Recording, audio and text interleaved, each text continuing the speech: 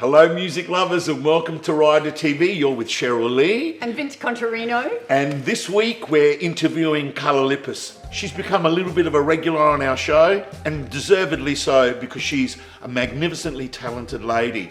And we should get her out there as much as we can. Absolutely. We were doing a crazy thing live from the Coast FM studios, so have a little bit of a sneak peek and a fly on the wall look at what we were up to. And if it sounds like we're rushing through, we are, because we want to leave a bit of time so we can play a bit of a clip at the end of the show. We'll see you through to the other side. Enjoy.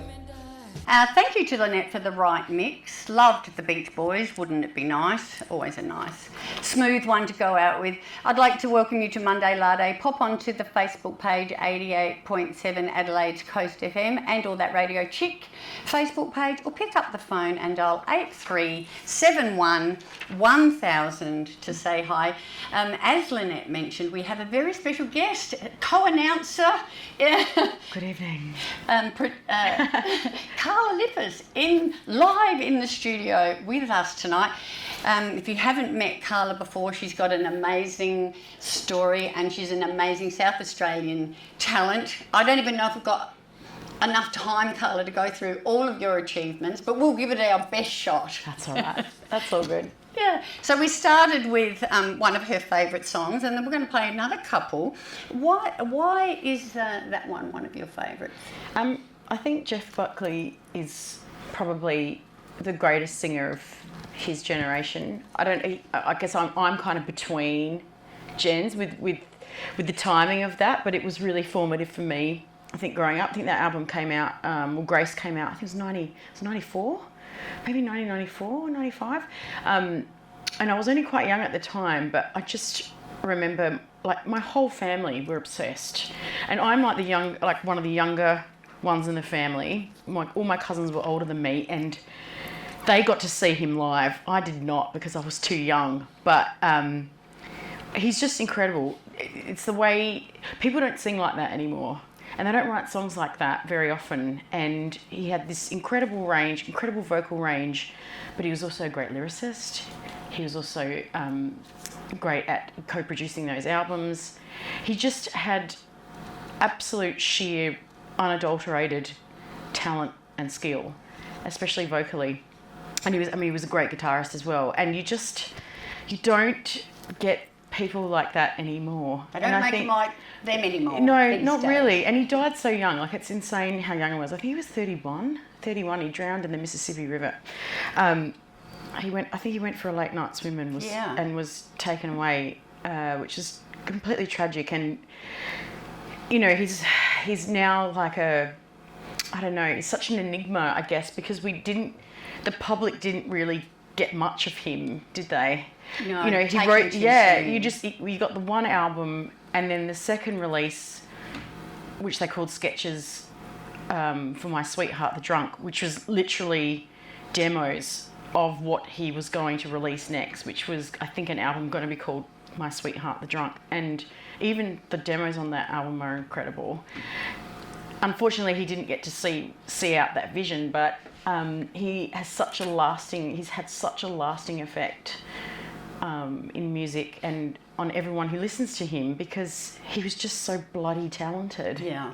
And yeah, his falsetto, he could belt, he could do everything, he could do whatever he wanted. He'd mastered his own voice, and I think that's really unusual for someone who can really take their voice to those heights, And yeah, such a loss to music. Yeah, absolutely. He totally outdid his dad too, I think.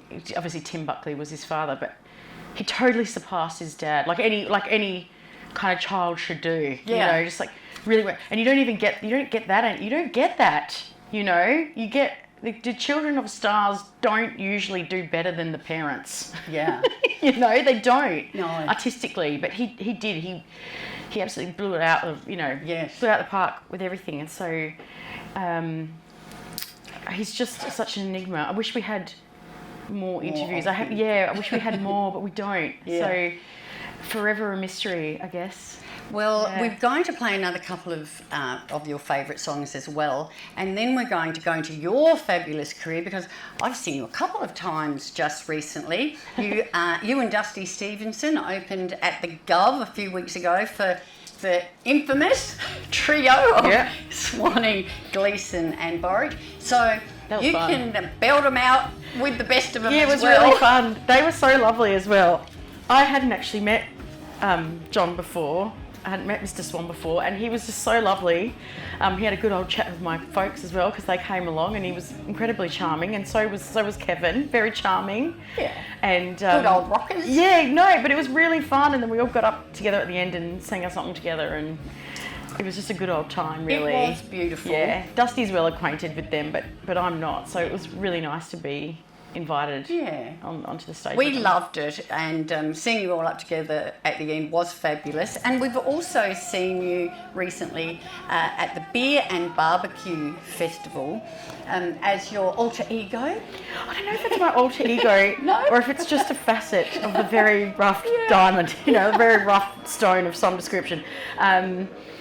It's, that kind of heavy stuff I really love, and it's something I've only kind of gone into recently, but I love it, and I love playing with the band. We like sitting around and writing weird songs together, so that's, that's been good. And So that's it's been, Mondo Psycho. Yeah, Yep. it's been good to kind of steer away from what I was doing before, which was a lot of cabaret work, and this is something completely different, and it's been really refreshing for my creative brain to kind of go into something completely different, to see what I can do and what I'm capable of writing, just because you put your mind to it and you just do it, don't you? Yeah. So that's been really fun. It was a good fun night. Yeah. That one. It was good. It was cold, but it was fun. And of course, we also saw you at the Fringe with the 27 Club, which we'll talk about in a little minute as well, which you're taking to Edinburgh. And you have had spent some time overseas and really only came back because COVID came. Yeah. And so Adelaide is so happy to have you back. Oh, We're so lucky to have you back. I'm happy to be home, to be honest. It's been almost 5 years now. Yeah. It's been quite a while. I know. So it's, I was kind of away for that long, a bit longer, and now I've been back for the same amount of time, and so I feel like I'm truly Home? back home now. Home. Yeah. It's a fading, distant memory. It's becoming a fading memory. But I'm about to go back to London, which I'm really excited about, and going to go see family and friends, and then head up to Edinburgh with the 27 Club gang, where we're all going, which is really exciting. Except for Cam on guitar, he wasn't able to join us this time. But Sarah, Dusty, myself, Kev, we're all We're so heading up. proud of you. We're all heading up. Yeah. It's pretty daunting, because I think we're so used to doing Adelaide Fringe. We're kind of used to having this as our little thing that we do every year, and the audiences know us now and they know what to expect, and it's been a really successful show, obviously. But we're going into uncharted borders. You're taking South Australian talent to the world. We love that. Yeah. And we'll talk a little bit more about that in a minute. We're going to play two more of your favourite Okay. songs, and then we're going to talk about you. Thank you. Thank you. 88.7 Adelaide's Coast FM. You're with Cheryl Lee. This is Monday Latte, and our guest in the studio, our co-presenter, our co-announcer tonight is the amazing Carla Lippis. Now, they were two other of your favourite songs. Well, two of my favourite artists for sure. Prince, there's just, he wrote a song called Nothing Compares to You, and I feel like he was kind of writing that about himself. Because, just like Jeff Buckley, Prince is a bit of an anomaly, and we'll never see the likes of him ever again either. And I don't think we can fathom the sheer amount of music that this man wrote. Created. Yeah, apparently there was something like 2,000 tapes that still exist, that will never be probably released, and will stay in the vault at Paisley Park, his estate. And we just don't understand the sheer volume and the amount of energy that this man had. Little pocket rocket. Yeah, I mean, he would gig, and then they would go and they would jam somewhere after the gig for another 4 hours. And then if he couldn't sleep, he'd get up and he'd start writing again at like 4 a.m. And he had his studio engineer on call 24 hours a day, so that if he ever had ideas, she would be in there, you know, straight away recording everything. It was a non-stop. He was a non-stop creativity machine, and also could sing, also could play all the instruments. You just don't see that anymore. And of course, classic, you know, Michael Jackson, they call him the king of pop, and I still believe he is. Yep. I don't think anyone else has really surpassed that. I saw him in 1995 at Amy Stadium, which is now Amy Stadium. I can't remember what it was called back then in the 90s, but I absolutely had a ball. Yeah. You know, there was some really kind of quite schmaltzy moments in the show, which I found really super entertaining. There wasn't a dry eye in the house. I think it was like thousands and thousands of people, but I thought it was quite schmaltzy. But I loved it because the theatricality of the whole show was brilliant. I think it was his history tour. That's the one that I went to. But I'm so glad that I got to. You're so lucky. I got to see him. I was actually in New York City on the day that Michael passed away, and I was in the Bronx of all places. Not that he was from the Bronx. I think he's from Milwaukee, wasn't he? Was he from Milwaukee? I think. Anyway, I might be wrong, but I just remember being out on the street, and the whole place they were driving out in their cars, they had their windows down, and they were blaring Michael Jackson all night. And I remember it was on the front page of all the papers, and it was quite surreal to be there at that time, to be in America at that time. Yeah. But yes, really, really missed. And they both, all these people actually died really young. Yeah. Even Michael was only in his early 50s, I think. Same as Prince. Prince was only in his early 50s. And as somebody who's, you know, not quite there yet, but are well on their way, it really freaks me out to think of how much they got done in such a small amount of time. You know, so I love them all dearly, and the music is so good that it will never die. And exactly, we have that forever now. Yeah, it will never die. It will always be the best music around, always. That's for sure. Now, I wanted to touch on some of the artists, not necessarily just music artists, but artists that have had an influence on you and your career. There's quite a lot. There's quite a lot. I mean, it's funny because I have this thing where I say you have to be really cognizant and careful of what you listen to when you're a kid, because whatever you listen to is going to get into your subconscious mind. Yeah. It's going to imprint on you, and it's going to stay there forever. And as a musician, what you listen to will, like at 14, like between the ages of say 11 and 16, when your brain is like a sponge, it's so important to try and listen to the best quality music you can, with melodies that vary a lot, and, you know, with lots of musical richness and coolness in there, because that will imprint on you, you know, that will definitely imprint on you and have a really lasting effect on how you play out your musicianship in the world. So for me, there was lots of those things. And I remember, so I mean, the singers that I really, really love, and there's tons of them, but just a short, you know, spectrum, it would be obviously Betty Davis, who only made a couple of albums in the 70s, married to Miles Davis for, I think, maybe 18 months or something like that. And they had a very, very interesting marriage, I think. It was short, but I think it was quite explosive. And she's one of the coolest people ever to walk the earth, Betty Davis was. And the other would be Mike Patton, who's one of the greatest hard rock, metal, whatever you want, singers of all time. Recently saw him in Mr. Bungle at Harley Street Music Hall, which was fantastic. Wow. That was last year. It was around Fringe time last year. With the Melvins, fantastic show. I bought all the merch. You know when you go to a show and it's so exciting that you buy every single piece of merch that they have? There was one of those shows. I was screaming like a 16-year-old, like I was watching the Beatles in the 60s. It was that kind of energy. My other favourite is Diamanda Gallas, Greek-American avant-garde performer, songwriter, pianist, everything. From the late 70s into the 80s. She's still around now. I think she's getting on to 70 and she's still hardcore. She's a hardcore mofo. She's amazing. She became kind of famous for a record she made called The Litanies of Satan. Yeah. Quite an intense record where she just kind of screams for ages, but it's the type of screaming that's artful. It's not just screaming. She's screaming in tune in 5 octaves. She screams in 5 octaves. She's incredible.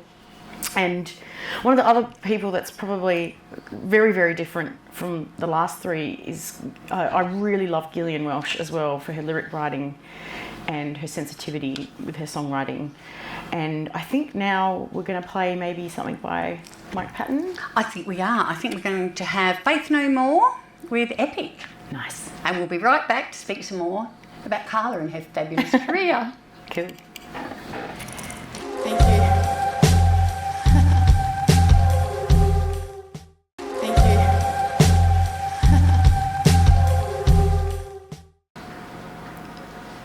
88.7 Adelaide's Coast FM. You're with Cheryl Lee and Carla Lippis. And Carla is a very, very busy lady. She's got her talent in lots of pies. We've talked about the 27 Club. And can you cook? Yeah, kind of. Sort of. I should know how to cook Yeah. probably a bit more, seeing as I am Italian. But you know, You can sing, and gee, can you sing? We also touched on your act Mondo Psycho, but that's not all. There's the martial arts and the rules. So how do you manage all of that, Carl? oh look, I mean those bands like Martial Arts is from a long time ago. Rules is from, geez, that's all around the 2010 to 2012 mark now. So they're a while ago. It's a while ago now. The going concern probably is Mondo, I would say now.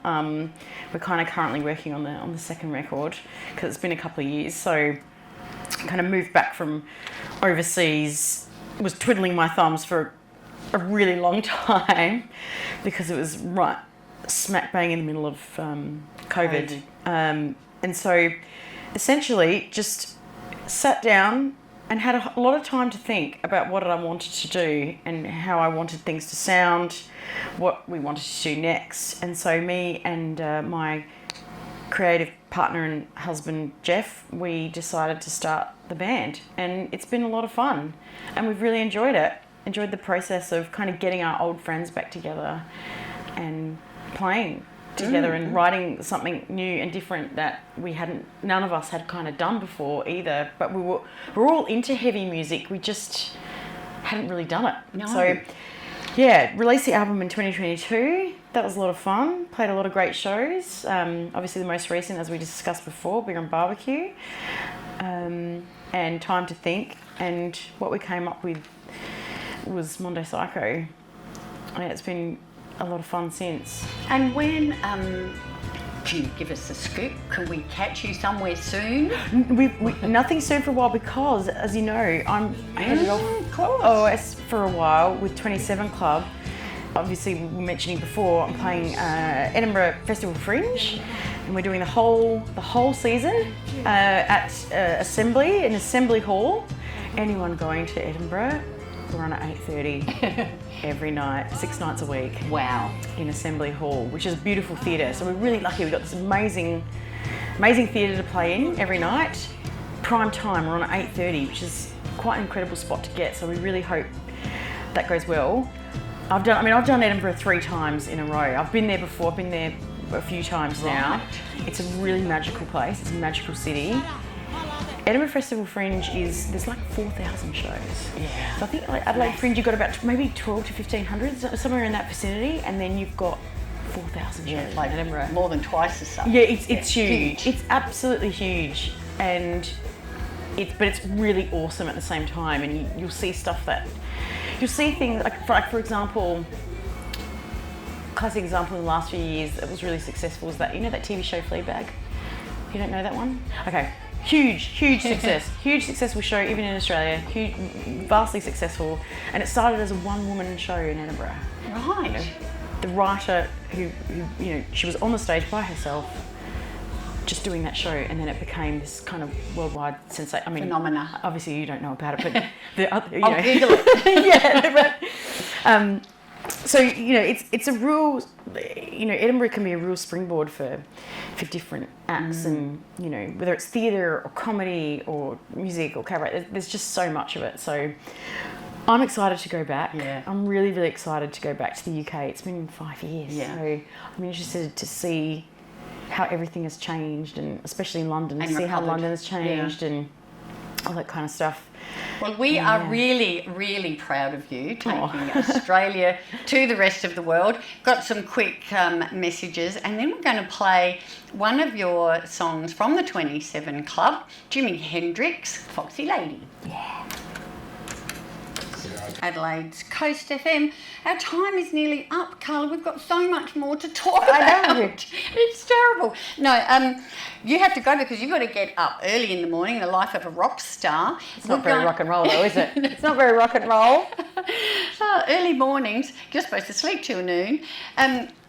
We're going to hear one of your songs finally, Parasite by Mondo Psycho, and also a little song that you're obsessed with. You tell us about those. You could not pick two stranger songs for me to finish with tonight. I apologise in advance, but I have this guilty pleasure of certain artists from the 80s, and one of them is Princess Stephanie of Monaco. And I love her, and she had this pop career. Who knew? She had this pop career. She had these amazing film clips. Her film clips are so good. I urge you to go onto YouTube and find her film clips.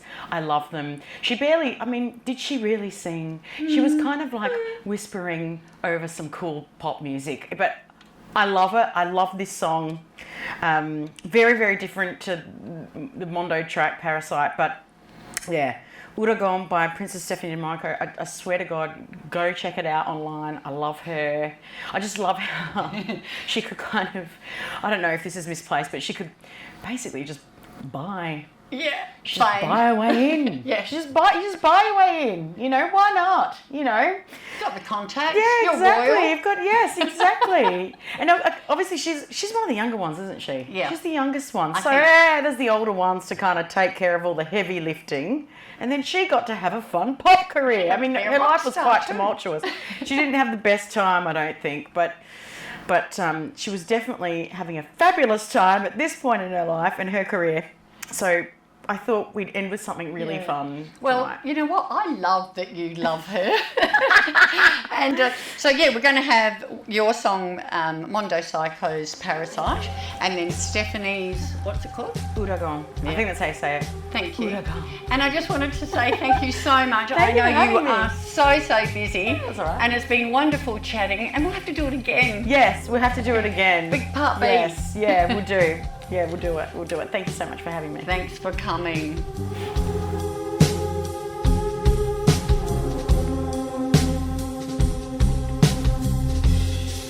Stars align to make me die, and then I'm being a little bit out of time. This thing called time is the healing room. I'm still waiting, Hear my name. Let me go.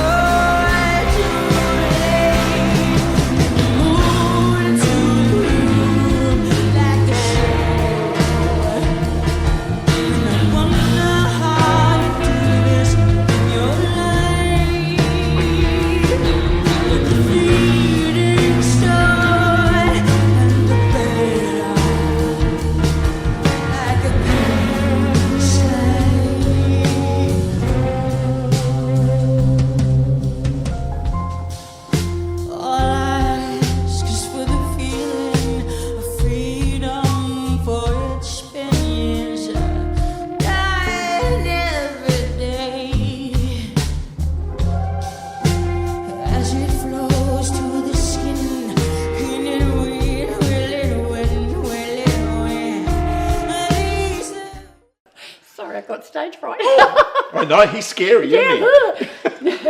What do we usually say at the end? Thank you so much for joining us on Rider TV this week. Join us again next week. It was great having Carla in the studio with me. You got to roll the R's. Carla. See you same bat time. Same bat channel next Ciao. week. Cheryl, tell us the good news. If you love your music as much as we do, and everybody involved in this show does it for the love of it, none of us get paid, and you'd like to be involved, please just email this address here and come along and have a chat to us about sponsoring maybe one show or even a whole series of shows. We'd love to have you on board.